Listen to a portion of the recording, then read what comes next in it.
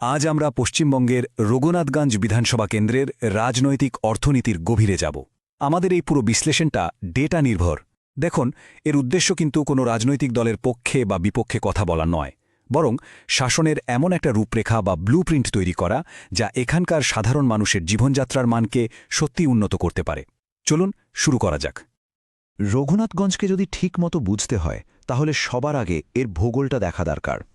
পশ্চিমবঙ্গের মুর্শিদাবাদ জেলার একেবারে কেন্দ্রে এর অবস্থান। এখানকার রাজনীতি, অর্থনীতি, মানুষের রোজকার জীবন সংগ্রাম, এই সব কিছুই এখানকার মাটি আর নদীকে ঘিরে তৈরি হয়েছে। তো প্রথম পর্বে আমরা এই অঞ্চলের মূল স্পন্দনটা বোঝার চেষ্টা করব। এখানকার জমি, মানুষের জীবিকা আর তাদের জীবনের প্রধান সংঘাতগুলো ঠিক কোথায় সেটাই এখন দেখব। রঘুনাথগঞ্জের জীবনটা আসলে ভাগীরথী নদীকে কেন্দ্র করে ঘোরে। এই নদী একদিকে যেমন চাষবাস আর জীবনের উৎস মানে আশীর্বাদ, তেমনি প্রতি বছর ভাঙন আর বন্যার এক ভয়ঙ্কর বাস্তবতাও বটে, যা এক কথায় অভিশাপ। এই দুটো দিকই এখানকার অর্থনীতি আর মানুষের ভাগ্যকে নিয়ন্ত্রণ করে। এখানকার সামাজিক গঠনটা বেশ ইন্টারেস্টিং। মোট জনসংখ্যার প্রায় ৬৬% মুসলিম আর প্রায় ৩৩% হিন্দু, যার মধ্যে আবার ১২.৬% মানুষ তপশিলি জাতিভুক্ত। মানে এখানে একটা বড় গ্রামীণ হিন্দু কৃষক সম্প্রদায়ও রয়েছে। এই যে জনবিন্যাস, এটা স্বাভাবিকভাবেই এখানকার রাজনৈতিক সমীকরণকে খুব গভীরভাবে প্রভাবিত করে। এখানকার আসল সমস্যাটা হল প্রতিশ্রুতি আর বাস্তবতার মধ্যে একটা বিরাট ফারাক। একদিকে প্রতি নির্বাচনে আশ্বাস দেওয়া হয় অর্থনৈতিক উন্নয়ন হবে, বন্যা থেকে সুরক্ষা মিলবে, যুবকদের চাকরি হবে, আর অন্যদিকে কঠিন বাস্তবটা হল ভাঙাচোরা ৩৪ নম্বর জাতীয় সড়ক, দুর্বল নদীবাঁধ আর মারাত্মক বেকারত্ব। এই ফারাকটাই কিন্তু মানুষের মনে হতাশা তৈরি করছে। এবার চলুন সরাসরি তথ্যের গভীরে যাওয়া যাক, কারণ নির্বাচনী পরিসংখ্যান কিন্তু নিছক সংখ্যা নয়, এগুলো আসলে এই অঞ্চলের রাজনৈতিক পরিবর্তনের একটা সিগন্যাল। চলুন দেখি ডেটা আমাদের কি বলছে। প্রথম সিগন্যালটা একদম পরিষ্কার। ২০১৬ থেকে ২০২১-এর মধ্যে শাসক দল এআইটিসির ভোট দ্বিগুণেরও বেশি বেড়েছে। এর মূল কারণ হল কংগ্রেসের ভোট ব্যাঙ্কে পুরোপুরি ধস নামা, যারা একসময় এখানকার প্রধান শক্তি ছিল। এর সাথেই দেখুন বিজেপির ভোটও প্রায় ৩ গুণ বেড়েছে, যা একটা নতুন রাজনৈতিক শক্তির উত্থানের স্পষ্ট ইঙ্গিত দিচ্ছে। দ্বিতীয় সিগন্যালটা আরও চিন্তার। গত ১০ বছরে এখানে ভোটদানের হার প্রায় 3.72% কমে গেছে। ভোটের প্রতি এই যে অনীহা, এটা আসলে কিসের লক্ষণ? এটা হলো ব্যবস্থার উপর থেকে মানুষের আস্থা কমে যাওয়ার লক্ষণ। এটা যেমন একটা সংকট, তেমনি একটা নতুন পরিবর্তনের সুযোগও বটে। তৃতীয় সংকেতটা হলো ডেলিভারির সংকট। দেখুন, বর্তমান বিধায়ক ৩ বারের জয়ী এবং শাসক দলের সঙ্গে যুক্ত, যা তার বড় শক্তি। কিন্তু রাস্তা, বন্যা নিয়ন্ত্রণ বা কর্মসংস্থানের মতো মানুষের মৌলিক সমস্যা সমাধানে তার পারফরম্যান্স বেশ দুর্বল। তার ওপর রাজ্যস্তরের দুর্নীতির অভিযোগ তার ব্যক্তিগত বিশ্বাসযোগ্যতাকেও প্রশ্নের মুখে ফেলে দিয়েছে। এখন আমরা বোঝার চেষ্টা করব এই যে রাজনৈতিক পরিস্থিতিটা তৈরি হয়েছে, এর পেছনের আসল কারণগুলো কি কি।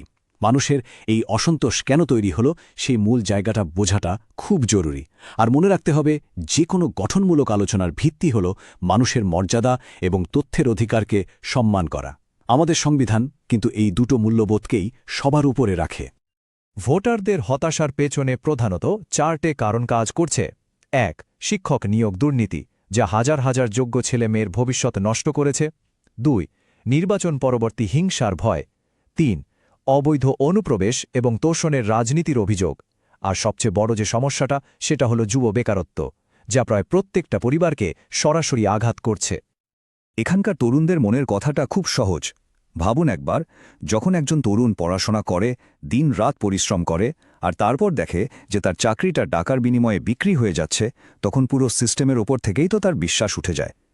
এই শিক্ষক নিয়োগ দুর্নীতি শুধু একটা আর্থিক কেলেঙ্কারি নয়, এটা লক্ষ লক্ষ তরুণের স্বপ্ন ভেঙে যাওয়ার গল্প।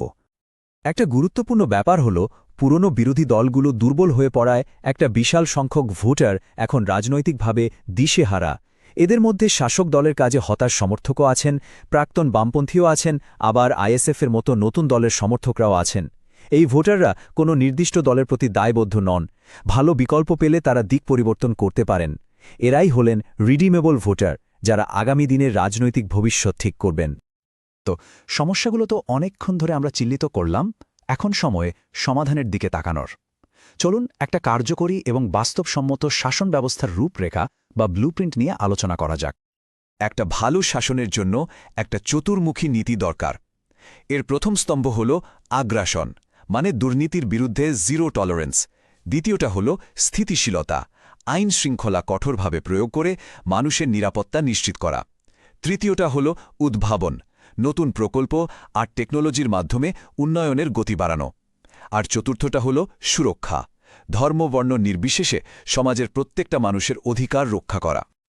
এই রূপরেখার 5টা স্তম্ভ কিন্তু শুধু মুখের কথা নয়, এগুলো পরিমাপযোগ্য পরিকল্পনা, যেমন 50 কোটি টাকার একটা স্কিল ও টেকনোলজি হাব, 553 কোটি টাকায় 34 নম্বর জাতীয় সড়কের আপগ্রেডেশন, 5000 প্রধানমন্ত্রী আবাস যোজনার বাড়ি আর 100% বাড়িতে পাইপের জল, একটা স্বচ্ছ অভিযোগ নিবারণ ব্যবস্থা যেখানে নির্দিষ্ট সময়ে সমস্যার সমাধান হবে।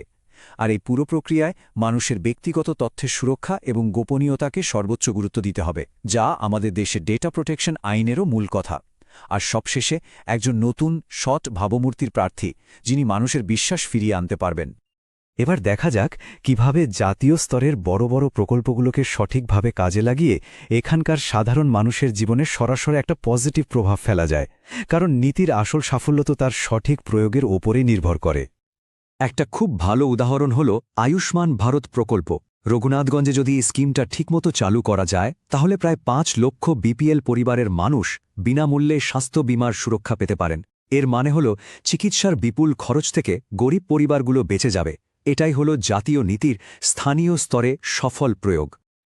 আলোচনার প্রায় শেষের দিকে আমরা এখন চলুন আমাদের আশপাশের রাজ্যের কিছু সফল মডেল থেকে শেখার চেষ্টা করি এবং রঘুনাথগঞ্জের ভবিষ্যতের জন্য একটা পথের দিশা খুঁজি। দুটো সফল মডেল থেকে শেখা যেতে পারে। একটা হলো আসাম মডেল, যেখানে ভালো পরিকাঠামো আর কঠোর নিরাপত্তার ওপর জোর দিয়ে সাফল্য এসেছে। আরেকটা হলো ত্রিপুরা মডেল, যেখানে ধর্ম বর্ণ না দেখে সবার কাছে সরকারি পরিষেবা পৌঁছে দিয়ে সংখ্যালঘুদের আস্থা অর্জন করা হয়েছে। এই দুটো মডেলই প্রমাণ করে যে পুরনো রাজনৈতিক সমীকরণ ভেঙে শুধু কাজের মাধ্যমেও মানুষের বিশ্বাস জেতা সম্ভব। তাহলে শেষ প্রশ্নটা রঘুনাথগঞ্জের মানুষের জন্য, তারা কি পুরনো গতানুগতিক ব্যবস্থায় চালিয়ে যেতে চান, নাকি কাজের নিরিখে পারফরমেন্স ভিত্তিক একটি নতুন শাসনের মডেল বেছে নেবেন? এই একটা সিদ্ধান্তের উপরেই কিন্তু এই অঞ্চলের ভবিষ্যৎ নির্ভর করছে। আপনি যদি একজন জনকেন্দ্রিক নেতা হতে চান এবং আপনার কেন্দ্রের উন্নতি করতে চান, তাহলে blueprintstrategies.ai এর mgr@blueprintstrategies.ai এর যোগাযোগ করুন, অথবা 08042041602 নম্বরে ফোন করুন। Purpose beyond politics.